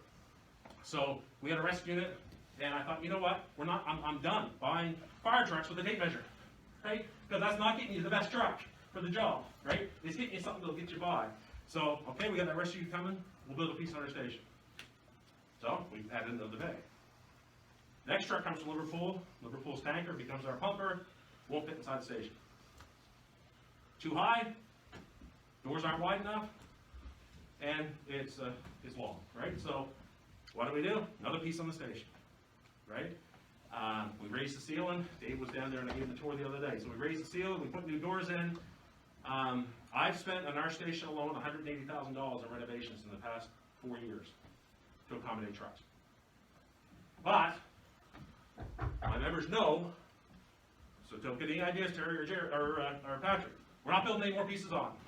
I now have everything, I've measured Liverpool's tanker and everything else. It'll fit in our hall. We're done building pieces on. But that's what we had to go through to get to where we're now able to house everything that we can, no matter what comes down, we can put it in. Except for a ladder truck, and we won't need that for it. But that's $180,000 there, $30,000 for the hall. That's $210,000 that we spent just in renovations. That's just Port Medway. Mid-Village, same boat, merger of two departments. Donnie would have bought another hall to house all his trucks. But then he had to put a new roof on his other hall. Greenfield just put a new roof on their hall.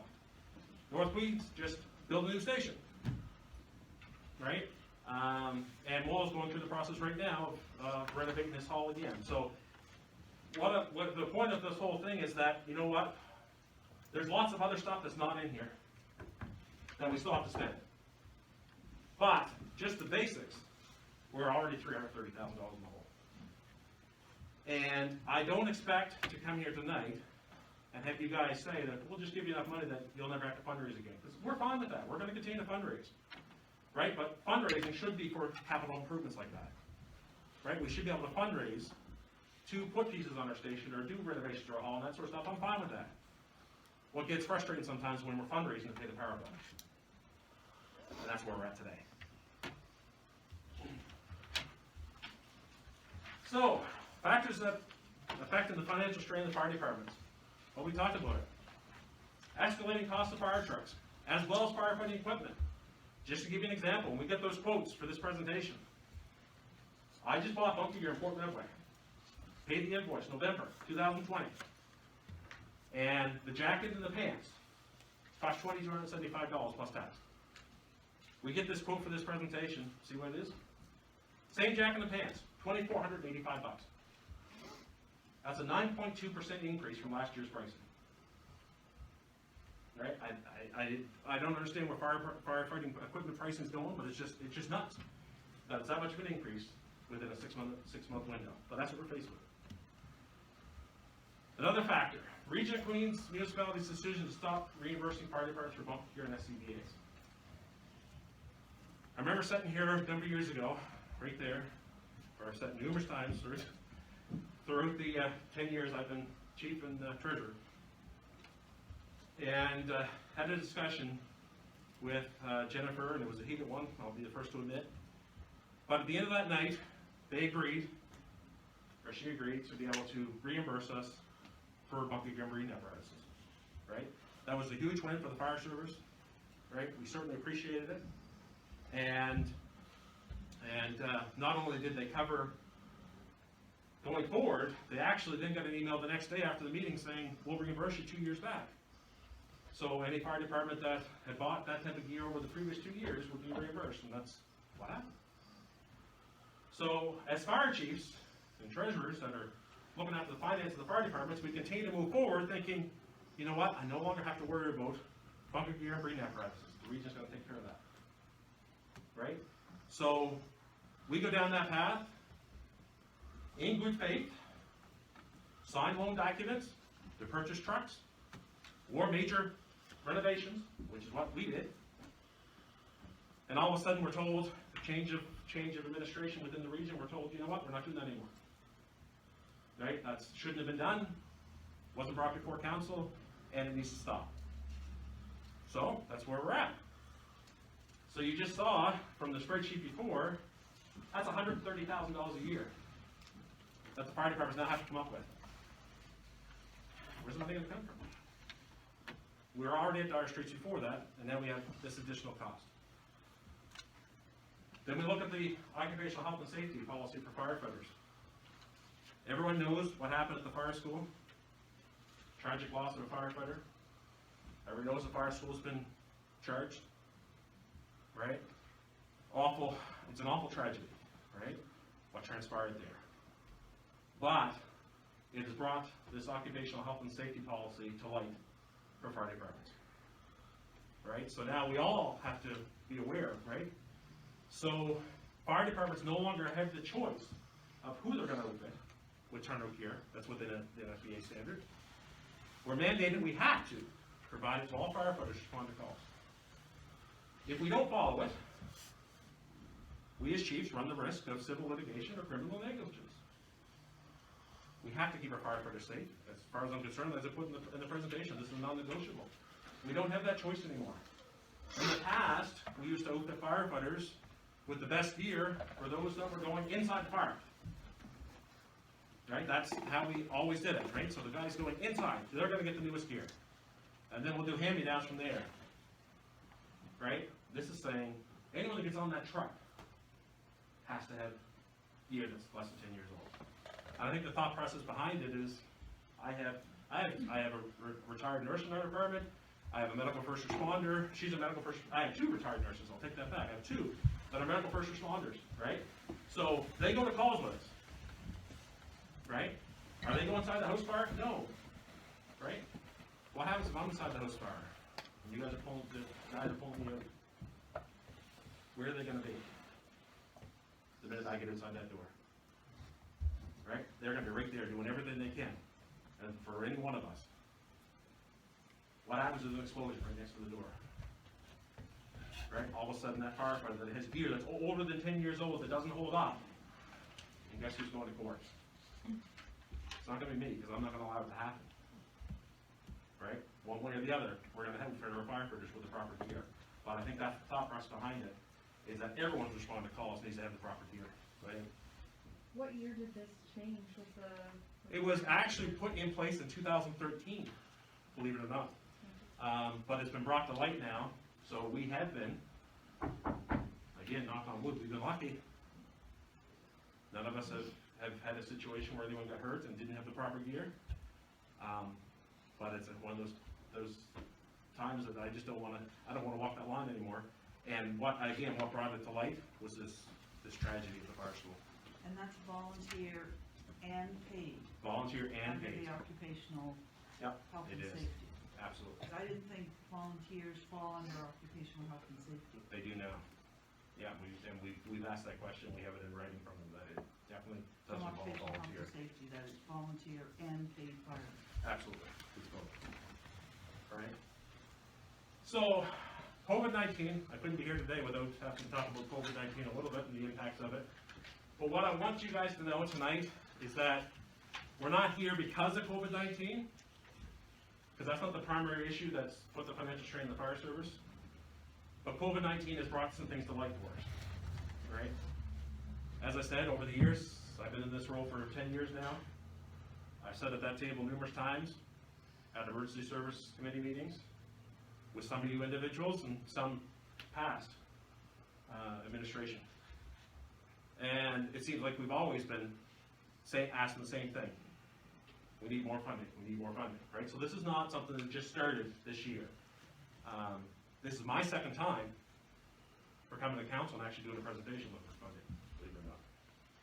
So, but what it has shown is that in our department, I'll speak as the treasurer for our department, I do my financial budget based on that of fundraising.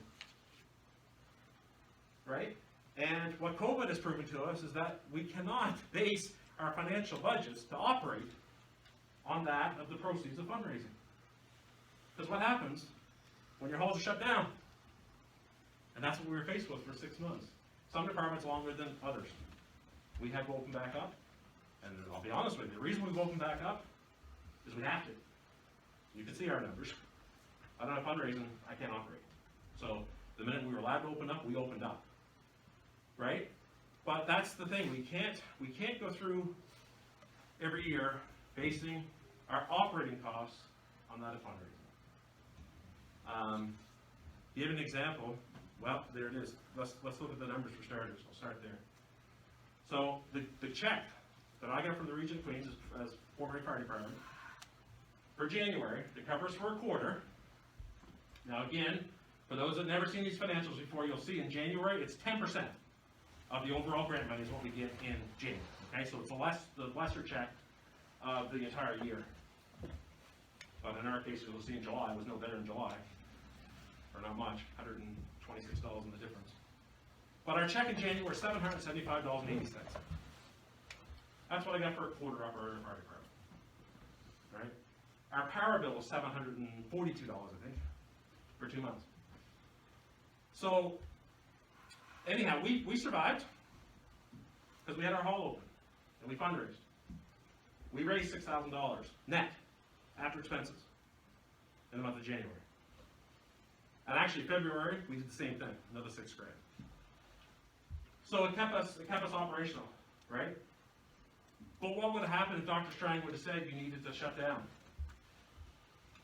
How would we pay our bills? Right? I had to make the decision on a Saturday in February, because I don't know if you guys remember or not, they had forecast 10 to 15 centimeters of snow starting Friday night and going into Saturday morning. I had to make the decision because we have people coming to our bingo from Yarmouth and Shelburne, so I couldn't wait till Saturday morning to make the decision. I made it on Friday, so we're going to cancel. Which was the best decision, and I'll always make the decision that's in the err on the side of caution and protect our residents and as well as our firefighters. But I shouldn't have to stress over the fact by me canceling bingo means there's probably $1,000 we just lost that should have went towards power bill or fuel bill or the next truck inspection. Right? But that's the reality. I still grieve over the fact we had to cancel bingo because we need that money to survive. Right? So, point of this is, you know what? As firefighters, we're doing our part. But we need the region to step up and show their support as well. Annual increases to help with the escalating costs. So there is an annual increase. It's 2% every 5 years. So we've already talked throughout this whole presentation about how much everything's escalating. And a 2% increase in grant funding every 5 years is simply not sufficient. Costs are escalating at a much higher rate. So going again back to our fire department, we had to wait 5 years, and in 5 years, we get $415.12 as an increase. And then we got to wait another 5 years to get the next increase. Right? What are we supposed to do with $415 and not to put it bluntly, but what are we supposed to do with it? Right? The cost of inflation has escalated more over that 5 year period than the $415 did for us. So we actually, 5 years down the road, we get an increase. We have less money to work with than what we had 5 years before because of inflation. There's also no annual review of grant funding for the fire departments. So, request to consider. So these are the things we'd like you guys as council to go back and talk about and see if there's possibilities to help us in these areas. So, regarding the truck replacement plan, adjustment in the amount of the funding per vehicle to increase pumper tankers to $500,000 and to increase rescue units to $300,000. So rather than $27,500 per year, there'd be $50,000 from the Region of Queens for a pumper.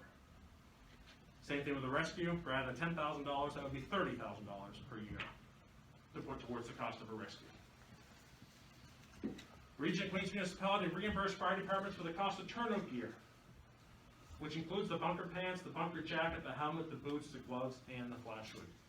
The whole thing, in the past, you guys were helping us with the bunker pants and the jacket. We're now requesting that you do everything because we have to replace everything. An increase in the operating grants of the fire departments as follows. So this is right in the bottom line, operating.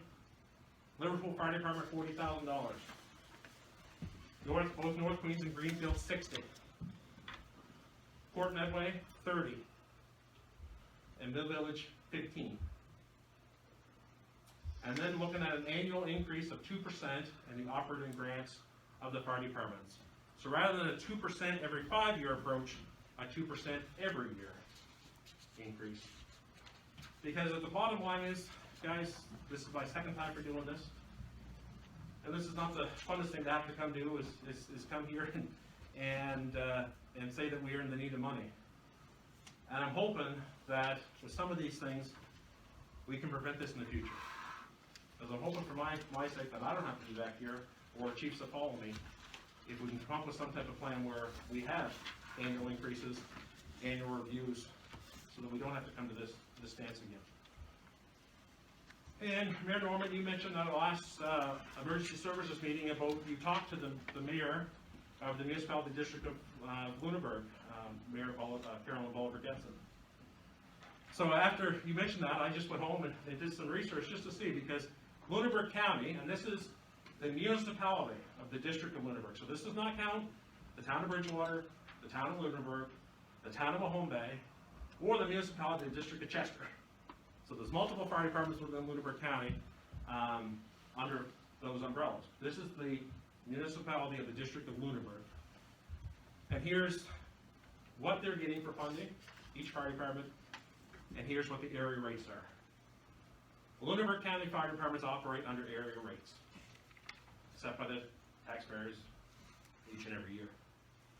There's 2 fire departments in particular, individually, in Lunenburg County, that get more in funding than the 5 of us combined in Queens. Right? You can look at it, you can see who those 2 are. Right? If we look at fire protection, that $1.1 million, if we use that $1.1 million figure that we started with, the total here in Lunenburg County is $4.4 million. But there is a lot more, there are a lot more departments, and I know there's a lot more population in Lunenburg County as well. The point of putting this slide in, or these slides in, is it goes back to the comment, Mayor Norman, is that you were mentioning, will taxpayers pay for fire service? Right? And I think this kind of proves that they will. As you look at these area rates, some are 15 cents, some are 17 cents. And in Queens County, if you take us, we don't have an area rate, but if you take it off the general operating, I don't think we are near some of these rates for fire service.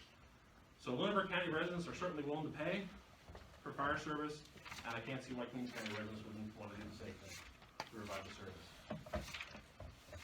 So I'm going to go off on a little tangent here, so hopefully you can bear with me and stay with me for another few minutes, and then I'll wrap up and we'll answer questions. But in this slide, I said the fire service is looking to partner with the region of Queens, right? I'm going to speak on my own standpoint, and that is that it seems over the years that there's always been friction between the region of Queens and the fire service. And like that, we are an organization that is constantly complaining and always looking for more money. And I hope, from what I just presented, that I can answer that first question. Why do fire departments need more funding? And that's why we keep asking, because you know what? We got to keep our firefighters safe. And that's what we signed up for as chiefs, right? And I know, as a council, I understand the financial restraints, right? I know what finances are. I've been in that industry for 20 years. I understand that the region's not made of money. And I know you guys got some tough decisions to make. And I know we're not the only organization here presenting. I looked at every other one that's been here too, looking for money. And you got some tough decisions to make. But I can't stress enough that the fire service is an essential service. And we have to have fire service in Queens. Right? And I want you to know that the reason we're here tonight, nothing in this presentation did I talk about salaries.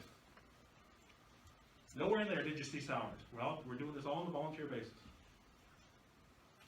You got the best committed group of individuals in this room, and of that 176, you're going to get of any organization out there. Right? I don't think there's an organization out there that demands the commitment from its membership than the fire service. Right? Chris Wolf brought that book. You can see it. You can see how thick it is. Okay? That's Essential 7 of the Level 1 Fire Course. That's just the first course that a firefighter has to take in order to join the fire department. There's 168 hours in that course. We do this on volunteer. 168 hours. Then they gotta do live fire, go through the burn trailer. That's where we can put them in the host fire. And that's just one course. That's not counting the first aid course, the vehicle extrication course, the investigation course, the fire marshal's assistant course, and I can just go on and on and on, because I got certificates upon certificates at home of courses we've done over the years. Right? We expect our firefighters to do that. Train. We expect our firefighters to show up and fundraise. Every Saturday. I'm at bingo. We're at bingo. From 10:30 in the morning to 4 o'clock in the afternoon, every Saturday, along with other members. So we expect our firefighters to do that. We expect our firefighters to show up to our meetings. And we also expect our firefighters to show up when that pager goes off. Right? Trevor just had a call Monday morning, 5 minutes after 4, when everyone's home in bed. There's a fire at one point. His truck's rolled. Right? We expect our guys to do that. What organization is asking and demanding that much of their membership? We are. So we're not going to use this video as a recruitment, right? I don't think we'll get very many, but you know what? That's what we signed up to do. And that's what we've done. And that's what we do. Give you another example. Couple times, and like I said, I could go on all night, and every firefighter in this room could. But the commitment of these guys, and each one of us. I was at Liverpool Fire Department doing a hazmat course, another one of those courses. Boring one too, I'll be the first to admit that. And I had tickets to go to the Scotia Bank Center for that night. Venue was coming in. I said to my wife, "If they ever come, I want to go." So she booked tickets for me and her and the in-laws. 2:30 in the afternoon, pager goes off. White Point's on fire. So where was I? Who went to the venue without me? Right? I backed the truck back in the hall at 6:30 Sunday morning. Right? Another time, Christmas Day. I don't know if you remember, about 4 years ago, we had a windstorm. Every fire department in Queens County was out. I had supper at my house by myself at the kitchen table, 11:30 at night, my Christmas supper. That's when I got home. Right? But you know what? Do I regret any of that? Absolutely not. Because every firefighter was at White Point. That's where they wanted to be, and that's where, because you know what? There was 100 firefighters there that night. Every one of us had a job to do. And we saw that we got the fire out. And yes, we lost the building, Darlene. I know it was your employment at the time, probably. No? You were here? Yeah. Yeah. But in any case, lots of people lost jobs for a bit, right? We lost the building. We can't turn around everything. But we saved all the other structures, which was what our goal was once we knew we couldn't save the building. Right? And every one of us played a role in that. Chris, you go on down this batch, look at the Facebook page. Look at the comments about from the homeowner on Saturday that lost their double-story garage. Right? There's not a piece of side left in the house because there's that much heat. But guess what? Chris just told me. He said the house was on fire when they first got there. But save the house. Those people had a house to live in, sleeping that night because of the fire service. Right? So that's what we do. We're needed in this community. We're an essential service. And we'll give up whatever is going on to go out and help someone else. So as frustrating as it can be for us to have to be here tonight and do this and have those meetings and everything else, we forget about all that the minute the pager goes off. Because we're out to help other people. It's in here. It takes a special person to be a firefighter. And I'm proud of the 176 people we have in Queens County that signed up to do it. And what I'm saying is from these numbers, if we don't do something different, this fire service is not going to survive. Because you can't operate at losses too many years before something has to give. So you have our commitment as chiefs, every one of us is committed to keeping the service going. We'll keep the membership, we'll provide the service. I don't think there's a person in this Queens County that will ever criticize what we do. But we need your help financially to keep the service going. That's the point of tonight. And that's why we're here. And with that, I'll pass it over to questions. Thank you. Food for thought, food for questions. Councilor Gidney. I don't think there should be any questions. This is all very self-explanatory, very well done, and recognize the need. And I thank you for that very much. This is something we've got to definitely put under consideration when we work best with it. Thank you so much. Thank you. Or Councilor Gidney.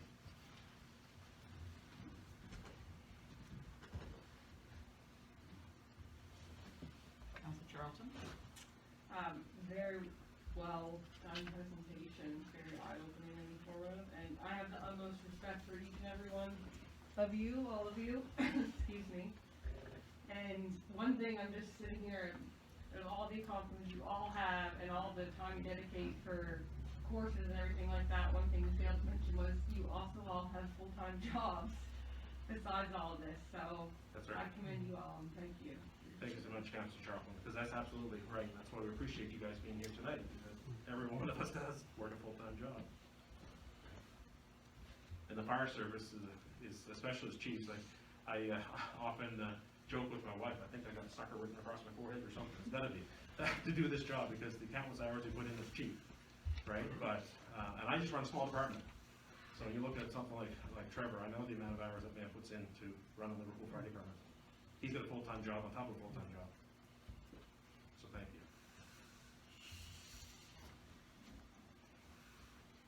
Councilor Brown. I like the presentation, thanks for putting things into perspective, and just want to say that you've given us a lot to think about.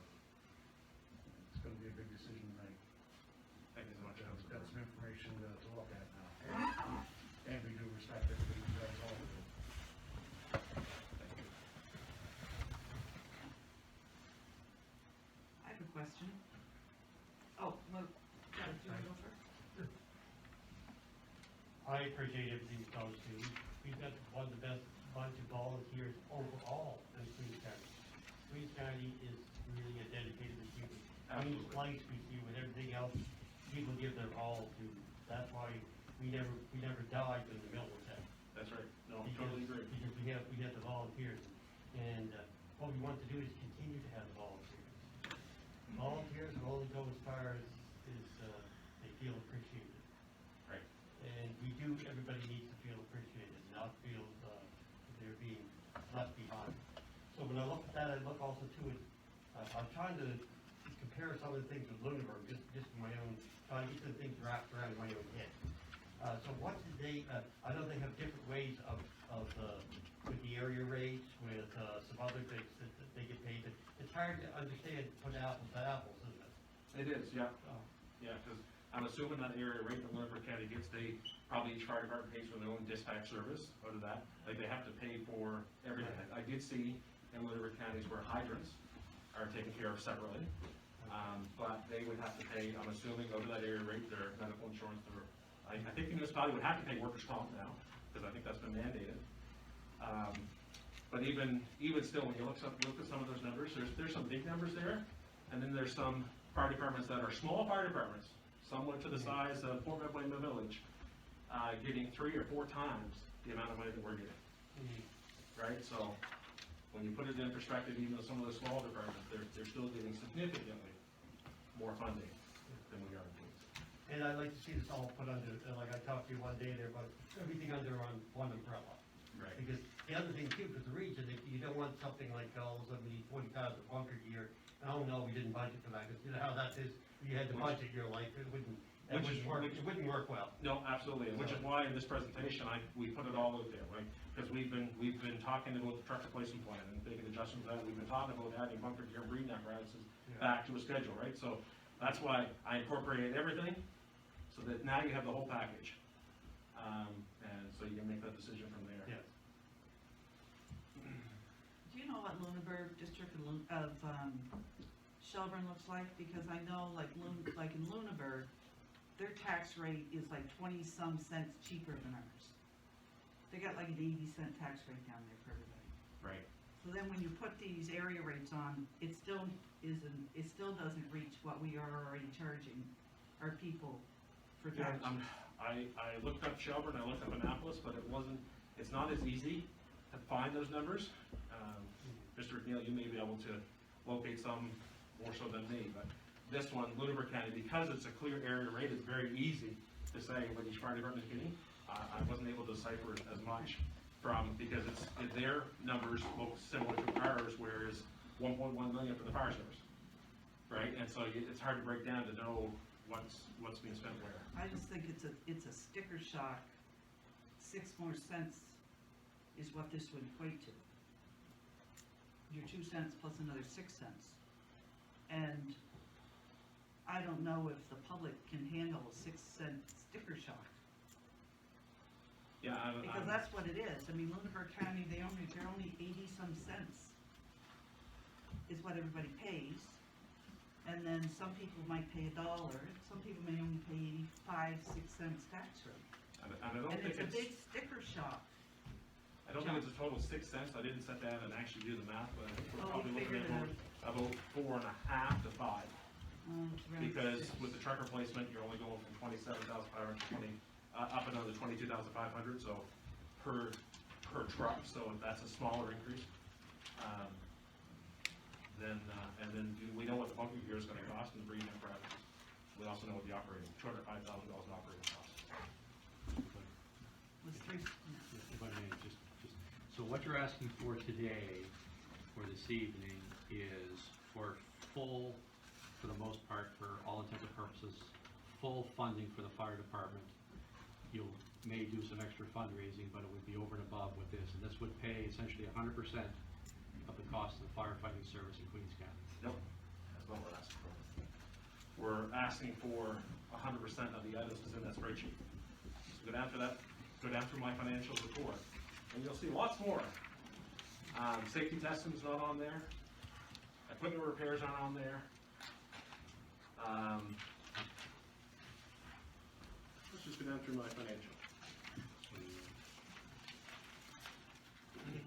I'm just saying that the basic needs of the fire service. What's that?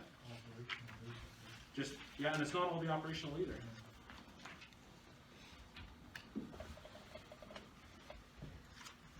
So, for instance, in Port Medway, I'm just gonna go down through Port Medway Fire Department. The things that wouldn't be included. Right off the bat, meals, wall, and calls. So, we're on a call for 6 hours, we're gonna feed the guys. That was $1,900. That's not in there. Telephone costs us $2,000 a year. Building repairs, $2,300. Snow removal, another $1,000. Vehicle and equipment purchases, other than breeding apparatus and things that have to back out, but we spent $173,000 total. Station renovations was $26,000 not included. Safety testing was $2,900 not included. Maintenance and repairs, $2,400 wouldn't be included. So, no, I'm not including everything, Chris. I'm including things that's on that spreadsheet. There's lots of other things that we can spend money on. The breathing apparatus, all the gear, and total truck payment. Right. All the PPE, which would be protective clothing. Right, all the, I call that just PPE, but all the gloves, flash hood, all of that. All the truck costs. Interesting, the comparison to Lunenburg County, which, as we talked about, has a different system than us, area rate, and so I'd be interested in your thoughts about, is an area rate an option for Queens County or not?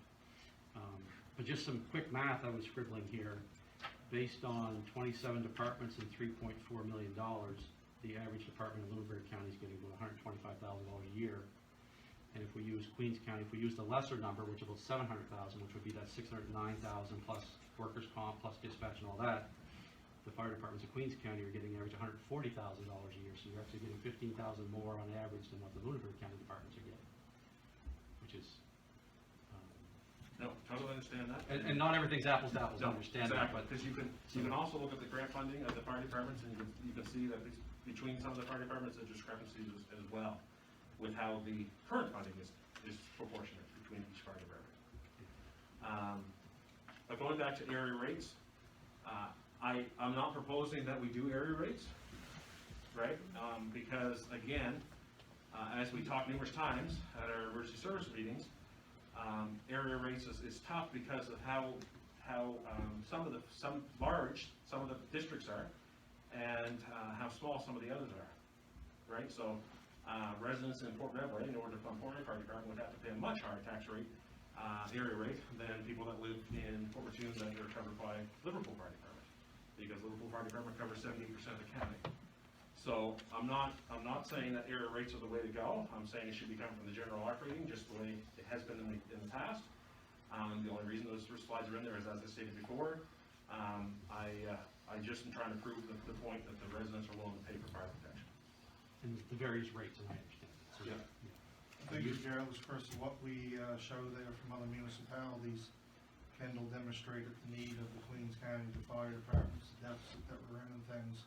So whether it be an area rate or what way we go, nothing's gonna change there unless something's done. So either way, we've got to look at the deficit that we're in and fix that problem regardless of what the other municipalities are doing. Do you think there was a study done on the fire service a few years back. And at that point in time, they said too many trucks. Do we have too many trucks? So, Like realistically, like honestly, Yep, go ahead, Chris. do we have too many trucks for 11, like mind you, we cover a big district, and I realize we're north and south. But do we have 8 pumpers, 5 tankers, 5 rescue units, a ladder truck, 5 support vehicles, 3 rescue boats, another department's getting another boat? Do we have too much gear? So I'll speak on that for a second. Saturday afternoon at 2:30, our department got paged for a residential structure fire, a 2-story barrage fire. Upon arrival, it was fully involved, which means that everything was on fire. I have 2 tankers, 2 pumpers, a rescue, a utility. All of them are on scene. Greenfield would have been my next truck in with the tanker. When oil backed into the border tank, my water was pretty well done. So, having said that, I had Liverpool come as well with the tanker, and I ended up calling other agencies outside of Queens in Lunenburg County and Annapolis County for additional support. It took that much water to bring that fire under control and put it out. In my opinion, no, Queens County does not have more vehicles than what they need. The thing of it is that some of us are in the position that we don't have another department 10 minutes, 15 minutes down the road. We have departments a half an hour down the road. We have to sustain a water supply, put a fire out for that half an hour. Because me as a chief, none of the other chiefs do not want to stand there and the water start trickling out the end of the hose while somebody's house is burning and they're standing there watching it. That's one of my biggest fears. Rightly so. Right? So, in my own opinion, and I'm sure the rest are got the same opinion, I don't think any of us has too many trucks in our stations. Totally agree with that, Chris, and we'll go back a few years, but just as you were telling that story, it reminded me of a story I saw in Charleston. So Chris doesn't have the fortunate ability to have fire departments on top of one another, but back in the days when there was Charleston Fire Department, there was Charleston, Mill Village, and Port Medway. So you can see the 3 of us are pretty close to one another, right? And we had a structure fire one night in Charleston. I was in the first truck out of port that night. And first off, when Charleston got there, they have 1 truck, they emptied their load of water. I was calling the village and said, where are you? A load of water. Right? And I heard Donnie go back and say, we're just around the corner type thing. So then Donnie got there they had 2 trucks, and they emptied both their trucks, and again, we're without water. And I'm getting a radio call on our truck saying, Fort Member, where are you? I remember going back to them that night saying, we're just coming past the village school. Right? And they said, okay, you're not too far out. We got there with our truck, we sent another truck to a hydrant to start filling trucks, and by the time Liverpool Fire Department showed up, we were out of water again. And the unfortunate part is that night, there was a whole group of people in Charleston with lawn chairs, and I'm no exaggeration, sitting there watching us. And what's it look like to the public when you're standing there with a hose and not doing anything because you have no water? But that's the reality. That's what we face, right? So do we have too many trucks? No. And that's back when we had the 3 departments down there fairly close to one another. Now, we fixed some of those problems too, because now, when we do show up, our first truck, we get 2,500 gallons of water. Remember that, when I thought about buying trucks with tape measures? Right? You can't get a 2,500 gallon tanker in our old station. So what did we buy? We bought 1,000 gallon tankers. So now we show up, we didn't have that back on that call that night, right? Now we're showing up with 2,500 gallons of water. So it's like 2.5 fire trucks showing up. So that has helped, right? But still, there's not too many trucks. Oh, and they did discover the 3513 that was listed as training. Yep. Was mislabeled. That was interest that we forgive on those, that we. Okay, that makes sense. On the existing loan.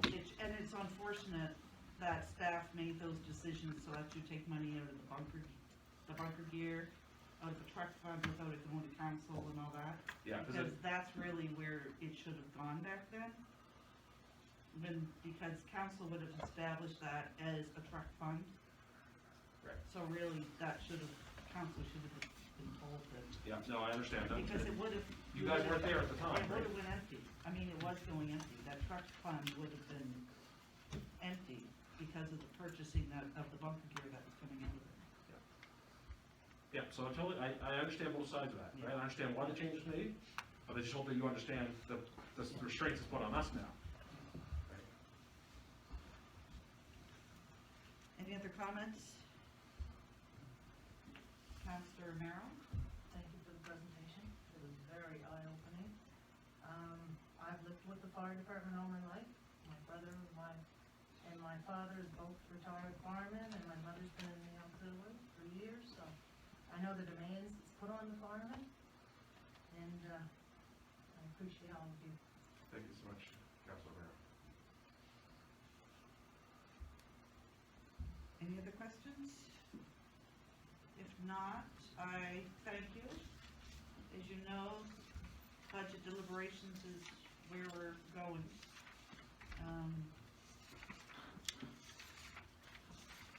I guess the public would let us know if there is 6 cents added. We'll show them, they'll tell us. Or we just do without some frills. Or, as council, we have a lot of groups that have asked us for money. And we need to start making tough choices. Tough reserves. How much do we continue to fund other groups who aren't our responsibility? It is our responsibility to provide fire service. That is municipal government responsibility. A lot of the other things we've been requested for are not our responsibility. So sometimes we're going to have to make some choices over what we're going to fund and what we're not going to fund. Plain and simple. Thank you. Well, thanks again, Mayor, for the time, and Thank you for your presentation. I know it sort of was, you put that together in a month, or 3 weeks. 3 weeks, yeah. 3 weeks. Okay, so that is the end of our meeting. So we don't move for a motion for adjournment.